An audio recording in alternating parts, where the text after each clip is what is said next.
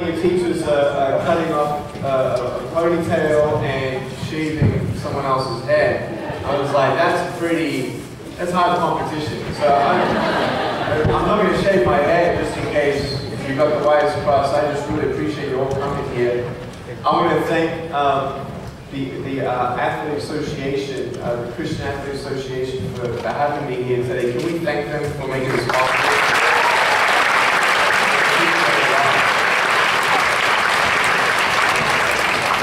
My last name, you may know it because of some students who the last couple of years, Vujicic. I do have some cousins who have gone through this school, and I actually used to go to Lindera Canyon Middle School for 4 months.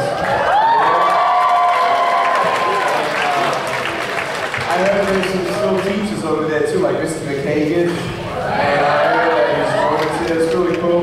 Seriously, he taught me how to read music. And I was playing percussion with my foot, and we'd actually get a drumstick attached to my little foot. I used to actually call this my little chicken drumstick because my dog sometimes thought it was chicken. I had to shoot him in the head, right? But I used to play snare drum and glockenspiel and all that sort of thing. And just want to encourage you all today on any sort of level to inspire you. I'd like you to say the word faith. I love the acronym for faith, F-A-I-T-H, full assurance in the heart. And I'm 30 years old, originally from, guess which country? Australia. Anybody want to go there one day?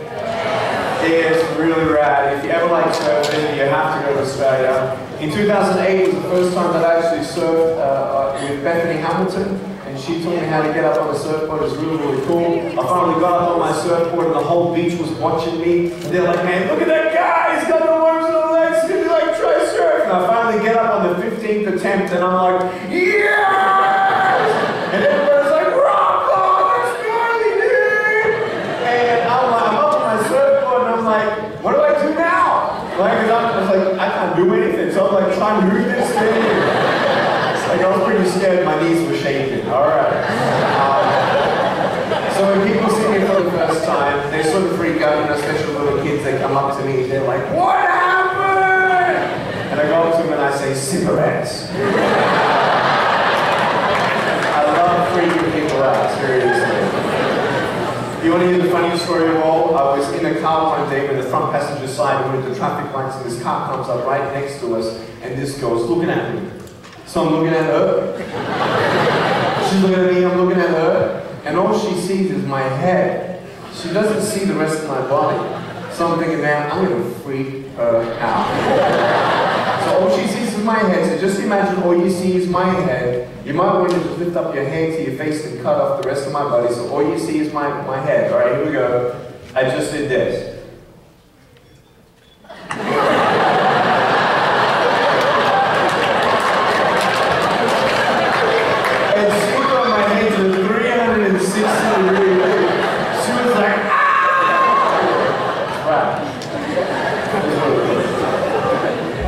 Anyway, I was born without arms or legs, and there is no medical reason why this had happened.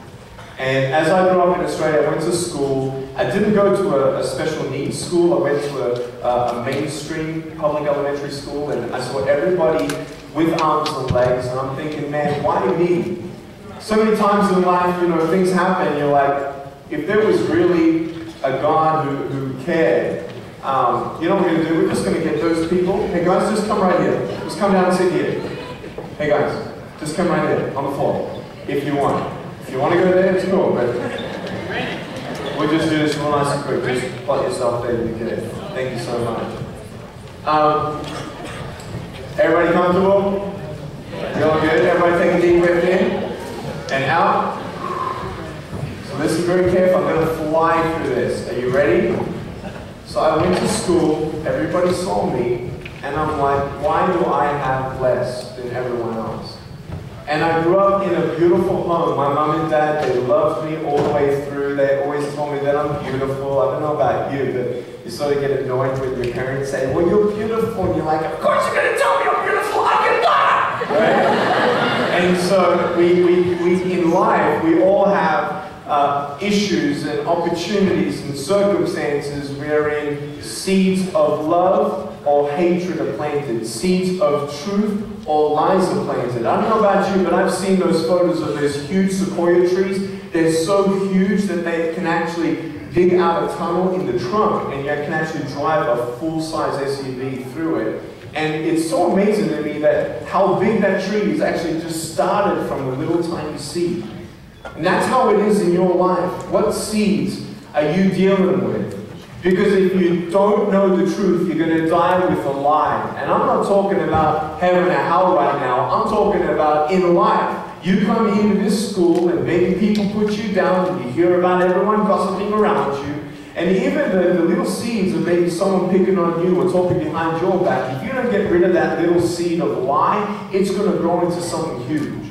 My favorite book in the whole world, for me, this is my favorite, is in the Bible. My favorite book is the Bible, and that to me has been the way that I can go back, that when the world says I'm not good enough, the Bible says that I'm fearfully and wonderfully made. When my little head starts growing in those voices, it only takes maybe 3 seconds for someone to tease me, but if I don't take care of that with the truth, it's going to grow. And before I knew the truth, and before I really believed what this book said, it was so hard to believe that there's a hope plan, a future for my life. I'm thinking, dude, either God had forgotten me, He created me in His image. Like, I don't understand that. Like, is it the fact that God woke up one morning and His mirror was foggy when He made me in His image? Like, did He forget that He had, I don't know. Like, seriously, I was like, really, God? Like, how can you say that this is in your image? And how can you say that you love me just like you love everyone, but you gave me legs?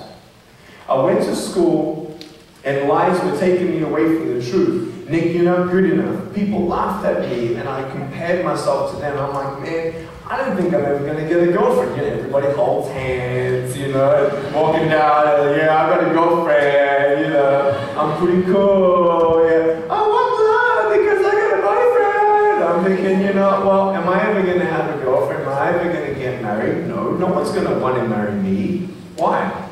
Well, I'm not even going to get a job. Like, seriously, who's going to want to marry me if all they do is look after me? Can I have children? Well, medically speaking, I knew that, yeah, it shouldn't be a problem, but seriously, I'm going to be alone for the rest of my life, and even if I got married to someone who agreed to marry me and take care of me as a burden, I can't even pick up our kids when they're crying. What kind of a husband am I going to be? What kind of a father am I going to be if I even see my kid fall off his bike and can't do anything? So the lies grew. Nick, you're not good enough. Nick, you'll always be alone. Nick, just give up. Can you do me a favor right now? I know this might sound a little weird, but I need your trust for the next 60 seconds. Will you give me your trust for the next 60 seconds? Right now, I want you to bow your heads and put your hand up in the air. I'm going to do a quick survey. I'm not going to get you to pray. I'm going to do a quick survey, all right? Ready for this? Put your hand up nice and high. You will see exactly why I'm doing this, and I'm not going to ask you the questions until I see every single head bowed. Put your hand up nice and high and open your hand so I can see it. And the way that we can actually make this anonymous is that with every head bowed and every eye closed, the way you're going to answer yes to me is to actually put your hand in a fist. Does that make sense? All right, good. Some of you are ready to call it on. All right, so here we go. Open up your hand. Here we go. I'm going to ask you 4 questions. Everybody say 4 questions. Question number 1, put your hand in the fist if you've ever thought of giving up or committing suicide. Go. Open up your hand. Second question, every head bowed. Put your hand in the fist if you've ever thought of committing suicide because of bullying in this school. Go. Open up your hand. Put your hand in a fist if you've ever tried to commit suicide. Go. No one's watching. Open up your hand. Last question. Everybody say last question. Last question. Put your hand in a fist if you've actually tried to commit suicide primarily because of bullying. Open up your hand. Whoa, whoa, whoa, whoa, whoa. Put your hand up. Some of you guys moved. I couldn't see that. Last question. Most important question. Put your hand up in a fist if you've actually tried to commit suicide primarily because of bullying. Go. Open up your hand. Okay, one more time. Go. Open your hand. Okay. Put your hands down. Open up your eyes. Do you want to hear the results?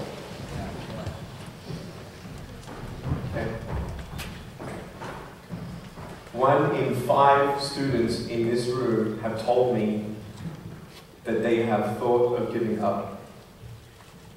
Okay. Half of those people who've thought of giving up, don't talk to the person next to you, listen very carefully.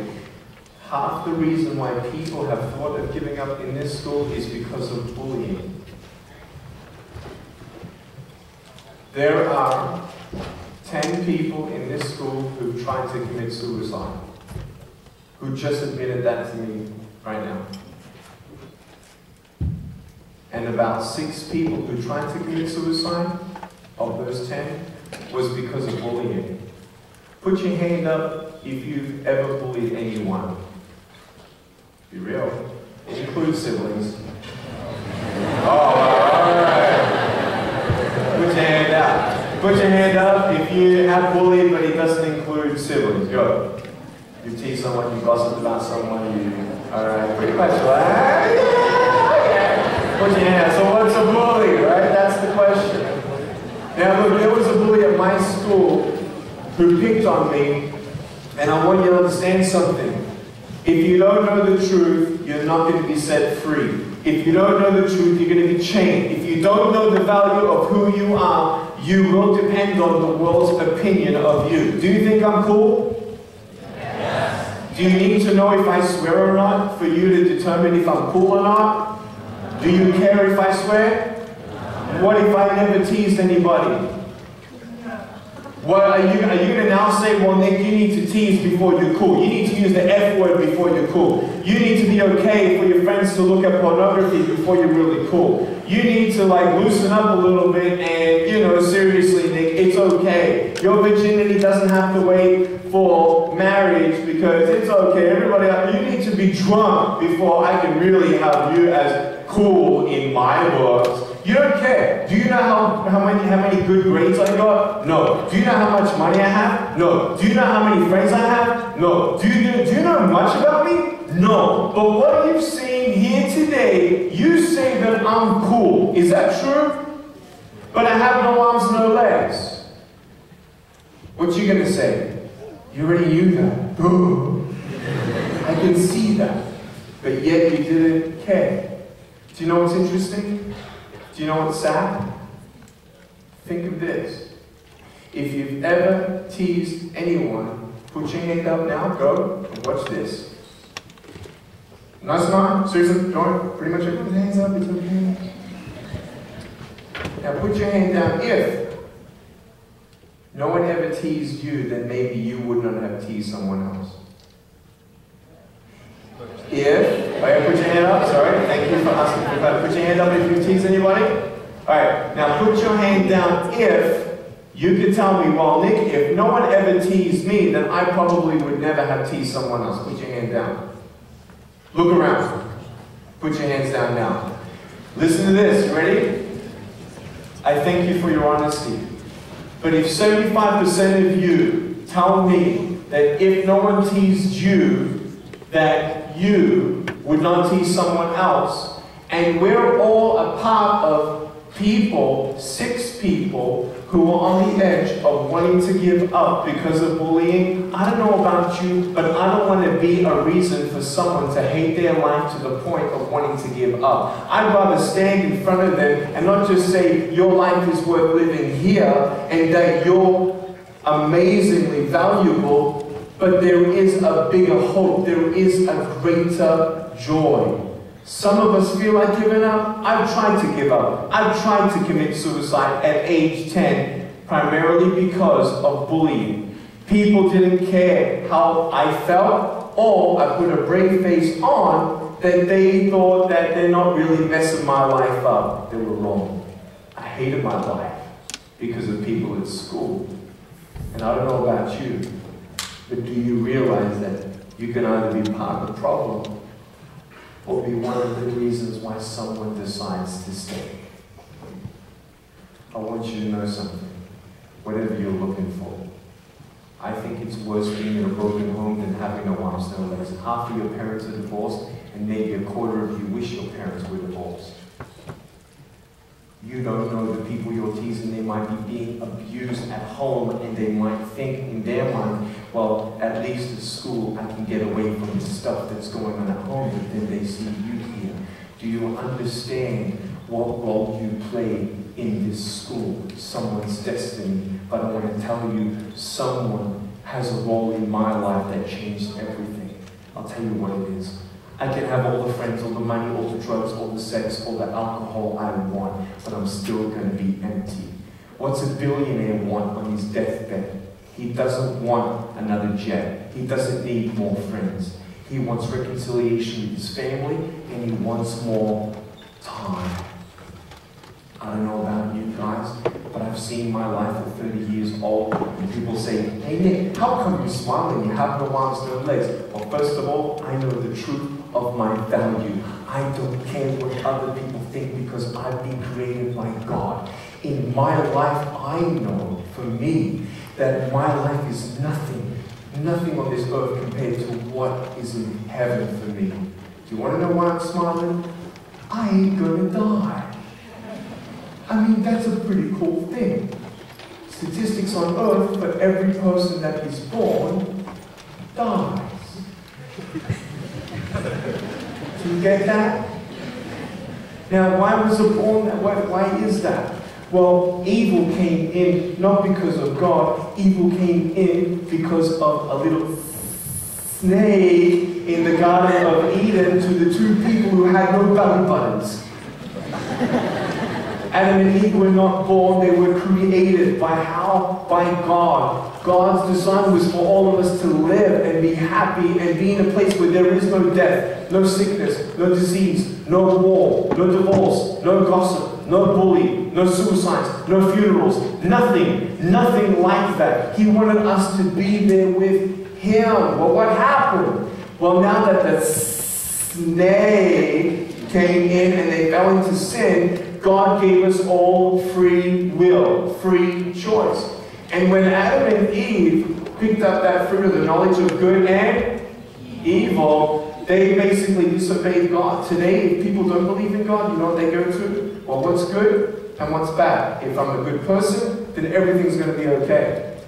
How many of you think that you're a pretty good person? Put your hands down. Do you still have bad stuff happen to you? Do you think that's ever going to stop? It's how you, what? See it. It's how you get challenged in it. Listen to me very carefully. Why do I smile? I'll tell you why. I'm never going to be perfect. But if heaven is real, I'm going to be there if I believe. And if I believe something that is not real, I don't know about you, but it still helps me to understand some really cool stuff. But I've seen too much of God's power in my life for me to actually not believe. You may not believe me in the next couple sentences, but if you don't believe me in the next